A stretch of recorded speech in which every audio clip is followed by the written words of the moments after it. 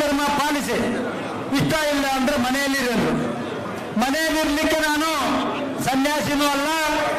ನಮ್ಮ ತಂದೆ KV ಪಿಳ್ಳಪ್ಪನವರು ಕಾಂಗ್ರೆಸ್ ಪಕ್ಷವನ್ನ ಮೊಟ್ಟ ಮೊದಲಿಗೆ ಇಂದಿರಾ ಗಾಂಧಿ ಕಾಂಗ್ರೆಸ್ ಪಕ್ಷವನ್ನು ಚಿಕ್ಕಬಳ್ಳಾಪುರದಲ್ಲಿ ಕಟ್ಟಿದಂತವರು ನಮ್ಮ ತಂದೆಯವರು.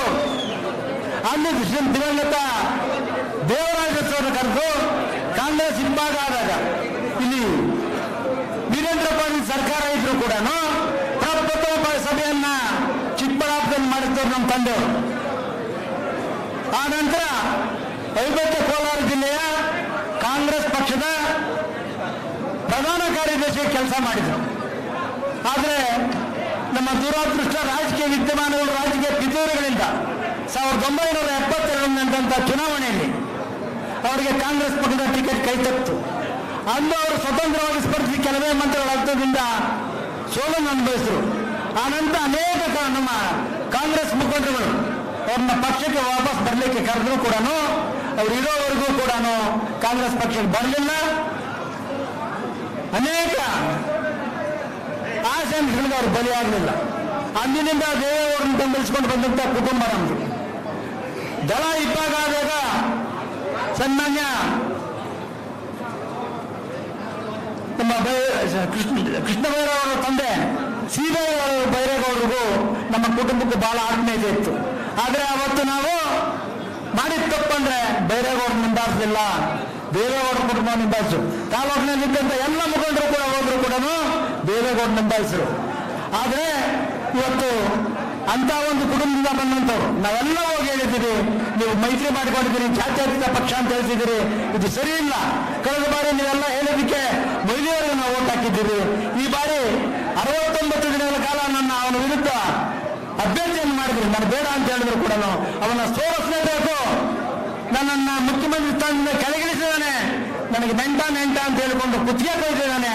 ನೀವೇ ಸಮರ್ಥವಾದ ಅಭ್ಯರ್ಥಿ, ಅವನನ್ನು ಸೋಲಿಸಬೇಕು ಅಂತೇಳಿ ನನ್ನ ಕಣಕ್ಕಿಳಿಸಿ 69 ದಿನಗಳ ಕಾಲ ಪ್ರತಿ ಮನೆಗೆ ನಾನು ಪಾದಯಾತ್ರೆ ಮಾಡಿ ಅವನ ವಿರುದ್ಧ ಪ್ರಚಾರ ಮಾಡಿದ್ದೇನೆ. ಅವರು ಯಾವ ಮುಖ ಇಟ್ಕೊಂಡು ಅವಾಗ ಅವ್ರಿಗೆ ಮತ ಕೇಳಲಿ ಅಂದಾಗ ಸನ್ಮಾನ್ಯ ಹಿರಿಯರಾದ ದೇವೇಗೌಡರು ಏನು ಉತ್ತರ ಕೊಟ್ಟರು ಅಂದ್ರೆ, ಹೇಳಲಿಕ್ಕೆ ಕಣ್ಣಲ್ಲಿ ನೀರು ಬರ್ತದೆ. ನೀನು ಮೈತ್ರಿ ಧರ್ಮ ಪಾಲಿಸ್ಬೇಕು, ನಿನಗಿಷ್ಟ ಇಲ್ಲ ಅಂದ್ರೆ ಮನೆಯಲ್ಲಿದ್ದವನು ಕರ್ಕೊಂಡು ಚುನಾವಣೆಗೆ ಯಾಕೆ ನಿಲ್ಲಿಸ್ತೀರಿ? 69 ದಿನ ಅವನು ತೆಗಿಬೇಕು ಅಂತ ಯಾಕೆ ನನ್ನ ಹೋರಾಟ ಮಾಡ್ಲಿಕ್ಕೆ ಬಿಟ್ಟಿದೆ? ಕೊನೆ ದಿನದಲ್ಲಿ ಸಂಪನ್ಮೂಲ ಕೊಡ್ತೇನೆ ಅಂತೇಳಿ ಯಾಕೆ ಕೈ ಕೊಟ್ರಿ? ಏನು ಇದು ಅವತ್ತೇ ಮ್ಯಾಚ್ ಫಿಕ್ಸಿಂಗ್ ಆಗಿತ್ತ ಗೊತ್ತಿಲ್ಲ. ಇವತ್ತು ಆ ವ್ಯಕ್ತಿಯನ್ನು ಟಿಕೆಟ್ ಬೇಡ ಅಂತ ಹೇಳಿದಕ್ಕೆ ನೀವು ಇವತ್ತು ಅವನು ಎತ್ಕೊಂಡಿದ್ದೀರಲ್ಲ, ನಾಳೆ ದಿನ ಅದರ ಫಲವನ್ನು ನೀವು ಉಳ್ತೀರಿ ಅಂತಕ್ಕಂಥ ಮಾತನ್ನು ಹೇಳ್ತಾ ಇವತ್ತು ಈ ಒಂದು ನಿರ್ಧಾರದಿಂದ ರಾಜ್ಯದಲ್ಲಿ ಯಾವ ರೀತಿ ಪರಿಣಾಮ ಬೀರುತ್ತೆ ಅಂತ ಮುಂದಿನ ದಿನ ಕಾದು ನೋಡೋಣ. ಇವತ್ತು ಸನ್ಮಾನ್ಯ ದೇವೇಗೌಡರು ಕುಮಾರಸ್ವಾಮಿಗೆ ಒಂದು ನಮಸ್ಕಾರವನ್ನು ಹೇಳ್ತಾ ಗೌರವಿತವಾಗಿ ಅವ್ರನ್ನ ನಾನು ಅಳಗಳೆಯೋದಿಲ್ಲ. ಇವತ್ತು ಮೊನ್ನೆ ಸನ್ಮಾನ್ಯ ಮುಖ್ಯಮಂತ್ರಿಗಳ ಸಮ್ಮುಖದಲ್ಲಿ ಅವ್ರನ್ನ ಭೇಟಿಯಾಗಿ ಅವ್ರನ್ನ ಮಾತಾಡಿಸಿ ಇವತ್ತು ಪಕ್ಷಕ್ಕೆ ಬರ್ತಾ ಇದ್ದೇನೆ. ಉಪಮುಖ್ಯಮಂತ್ರಿಗಳ ಸಮ್ಮುಖದಲ್ಲಿ ಇವತ್ತು ಮುಖ್ಯಮಂತ್ರಿಗಳು ಕೂಡ ನಮ್ಮೊಟ್ಟಿಗೆ ಇದ್ದಂಥವ್ರು, ಅವರ ಹತ್ತಿರದಿಂದ ಕಂಡಂತವರು, ನಾವು ಕುಟುಂಬಕ್ಕೆ ಆತ್ಮೀಯರಾಗಿದ್ದಂಥವ್ರು, ಅವರನ್ನ ಮತ್ತು DK ಶಿವಕುಮಾರ್ ಸಾಹೇಬರನ್ನು ನಂಬಿ ಇವತ್ತು ನಾನು ಪಕ್ಷಕ್ಕೆ ಬರ್ತಾ ಇದ್ದೇನೆ. ಇವತ್ತು ರಕ್ಷಾ ರಾಮಯ್ಯನವರಿಗೆ ನಮ್ಮೆಲ್ಲರ ಬೆಂಬಲ ಇರ್ತದೆ. ಇವತ್ತು ಅವ್ರು ಹೇಳ್ತಾ ಇರೋದೇನು, ಅಲ್ಲಿ ಮೋದಿನ ತೋರಿಸ್ತಾರೆ, ಇಲ್ಲಿ ಚಿಕ್ಕಬಳ್ಳಾಪುರದಲ್ಲಿ ಜಾತಿಯನ್ನು ತೋರಿಸ್ತಾರೆ. ಚಿಕ್ಕಬಳ್ಳಾಪುರದಲ್ಲಿ ಜಾತಿ ತೋರಿಸಿ ಒಕ್ಕಲಿಗರು ಬೆಳೆದಿರೋ ಅಂತಕ್ಕಂಥ ಕಾರ್ಡನ್ನು ಪ್ಲೇ ಮಾಡ್ಲಿಕ್ಕೆ ಕೊಟ್ಟಿದ್ದಾರೆ. ಈ ಪುಣ್ಯಾತ್ಮ ಅಧಿಕಾರದಲ್ಲಿದ್ದಾಗ ಎಷ್ಟು ಜನ ಒಕ್ಕಲಿಗರ ಮೇಲೆ ಅಟ್ರಾಸಿಟಿ ಕೇಸ್ ಹಾಕ್ಸಿಲ್ಲ, ಎಷ್ಟು ಜನ ಸಾವು ಕಾಣ್ರಿಲ್ಲ, ಎಷ್ಟು ಜನ ನಮ್ಮ ಪಕ್ಷದ ಕಾರ್ಯಕರ್ತರ ಮೇಲೆ ರೌಡಿ ಶೀಟನ್ನು ಮಾಡಿಲ್ಲ. ಪೊಲೀಸ್ ಇಲಾಖೆಯನ್ನು ಕೈಲಿಟ್ಕೊಂಡು ಅವರು ಆಟ ಮಾಡಿರ್ತಕ್ಕಂಥ ಯಾರು ಮರ್ತಿಲ್ಲ. ಒಬ್ಬ ಒಕ್ಕಲಿಗ ಯುವಕನ ಸಾವಿಗೆ ನೇರನ ಕಾರಣರಾದಂಥವ್ರು ಇವರು. ಇವತ್ತು ಆ ಪುಣ್ಯಾತ್ಮ ಇವತ್ತು ನಮ್ಗೆ ಅಭ್ಯರ್ಥಿಯಾಗಿ ಬಂದರೆ ಅವರ ಪಕ್ಷದವರು ಹೇಳ್ತಾ ಇದ್ದಾರೆ, ನೀನು ಚಿಕ್ಕಬಳ್ಳಾಪುರ ಕ್ಷೇತ್ರಕ್ಕೆ ಲಾಯಕ್ಕಿಲ್ಲ, ಭ್ರಷ್ಟ, ಕೋವಿಡ್ ಕಳ್ಳ, ನೀನು ಮನೆಗೆ ಹೋಗು ಅಂತಕ್ಕಂಥ ಮಾತನ್ನ ಬಿಜೆಪಿ ಮುಖಂಡರು ಹೇಳ್ತಾ ಇದ್ದಾರೆ. ಯಾವ ಮುಖ ಇಟ್ಕೊಂಡು ಅವ್ರು ಮಾತಾಡ್ತಾರೆ ನನಗೆ ಗೊತ್ತಿಲ್ಲ. ಇವತ್ತು ನಾನು ಎಲ್ಲರ ಸಮ್ಮುಖದಲ್ಲಿ ಕಾಂಗ್ರೆಸ್ ಪಕ್ಷವನ್ನು ಸೇರ್ತಾ ಇದ್ದೇನೆ. ಮುಂದಿನ ದಿನಗಳಲ್ಲಿ ಇನ್ನೂ ಬಲಯುತವಾಗಿ ಕಾಂಗ್ರೆಸ್ ಪಕ್ಷವನ್ನ ನಮ್ಮ ಜಿಲ್ಲೆಯಲ್ಲಿ ಕ್ಷೇತ್ರದಲ್ಲಿ ಕಟ್ತಾನೆ ಶತಾಯ ಗತಾಯ ನಾವು ರಕ್ಷಾರಾಮಯ್ಯನವನ್ನ ಅತ್ಯಧಿಕ ಬಹುಮತಗಳಿಂದ ಗೆಲ್ಲಿಸಿಕೊಂಡು ಬರ್ತೇನೆ ಅಂತಕ್ಕಂಥ ಪ್ರತಿಜ್ಞೆಯನ್ನು ಇವತ್ತು ಮಾಡ್ತಾ ಇದ್ದೇನೆ. ಈ ಒಂದು ಪ್ರತಿಜ್ಞೆಗೆ ಚಿಕ್ಕಬಳ್ಳಾಪುರದ ಎಲ್ಲ ಜನತೆಯ ಆಶೀರ್ವಾದವನ್ನು ನೀಡ್ತೇನೆ. KV ಪಿಳ್ಳಪ್ಪನವರ ಅನುಯಾಯಿಗಳು ಎಲ್ಲರಿಗೂ ಕೂಡ ಕೆಲವರ ಸೋಗಲಾಡಿತನ ಮಾತುಗಳಿಗೆ ಮಾರು ಹೋಗಿದೆ. ತಾವೆಲ್ಲ ಬರಬೇಕು. ನಿನ್ನೆಯಿಂದ ಎಲ್ಲೆಲ್ಲೋ ಇದ್ದರು ಚುರುಕಾಗ್ಬಿಟ್ಟವ್ರೆ. ಪಿಳ್ಳಪ್ಪನವ್ರ ಫೋಟೋ ಇಟ್ಕೊಂಡು ಹೋಗ್ತೀನಿ ಅಂತ ಹೊರಟಿದ್ದಾರೆ. ಅದೆಲ್ಲ ಗಿಮಿಕ್ಗಳು ನಡೆಯಲ್ಲ. ಪಿಳ್ಳಪ್ಪನವ್ರಿಗೆ ಚೂರಿ ಆಗ್ತದೆ. 94 ಟಿಕೆಟ್ ಕೊಡ್ಲಿಲ್ಲ. ಒಬ್ಬ ಇಂಡಿಪೆಂಡೆಂಟ್ ಮುರುಗನನ್ನು ನಿಲ್ಲಿಸಿ ದೇವೇಗೌಡರು ಸೆಟ್ ಹೊಡೆದು ಅವತ್ತು 2094ರಲ್ಲಿ ಇಂಡಿಪೆಂಡೆಂಟ್ ಅಭ್ಯರ್ಥಿಯನ್ನು ಗೆಲ್ಲಿಸಿಕೊಂಡು ಬಂದಂತ ಕುಟುಂಬ ನಮ್ದು. ಈ ಬಾರಿ ರಕ್ಷಾರಾಮಯ್ಯನ ಗೆಲ್ಲಿಸೇ ತೀರ್ತೇವೆ ಅಂತಕ್ಕಂಥ ಪ್ರತಿಜ್ಞೆಯನ್ನು ಮಾಡ್ತಾ ನಾವು ಇವತ್ತು ಇವರಲ್ಲಿ ನಿಮ್ಮೆಲ್ಲರ ಸಮ್ಮುಖದಲ್ಲಿ ಸೇರ್ತಾ ಇದ್ದೇನೆ.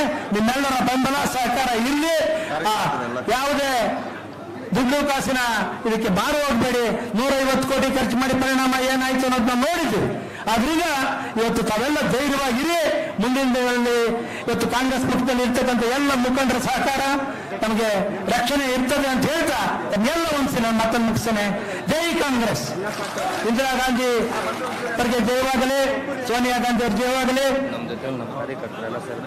ಇವತ್ತು ನಮ್ಮ ಜೊತೆಯಲ್ಲಿ ಸೇರ್ಪಡೆ ಆಗಿರ್ತಕ್ಕಂಥ ಕಾರ್ಯಕರ್ತರು ಬಿಟ್ಟು ಇನ್ನೂ ಅನೇಕ ಜನ ಇದ್ದಾರೆ. ಇವತ್ತು ನಮ್ಮ ಕಡೆ ಮುಂದೆ ಅವರು ಅಂತ ಮಾಡ್ತಾರೆ. ಯುಗಾದಿ ಮುಂದಿನ ದಿನ ಇದೇ ಕೊನೆಯ ದಿನಾಂಕ. ಅದರಿಂದ ಬಹಳಷ್ಟು ಜನ ಇವತ್ತು ಬರ್ಲಿಕ್ಕೆ ಆಗಿಲ್ಲ. ಆದರೂ ಕೂಡ ನಾವೆಲ್ಲ ಬರ್ತಾರೆ.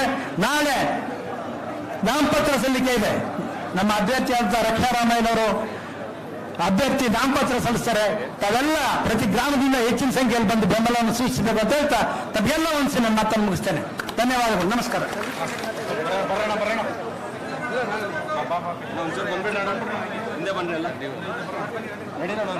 ಈಗ ತಮ್ಮನ್ನು ಉದ್ದೇಶಿಸಿ ನಮ್ಮ ಜಿಲ್ಲಾ ಉಸ್ತುವಾರಿ ಮಂತ್ರಿಗಳು, ಕರ್ನಾಟಕ ರಾಜ್ಯ ಉನ್ನತ ಶಿಕ್ಷಣ ಸಚಿವರಾದಂಥ ಡಾಕ್ಟರ್ ಎಂ ಸಿ ಸುಧಾಕರ್ ಅವರು ಮಾತಾಡ್ತಾರೆ.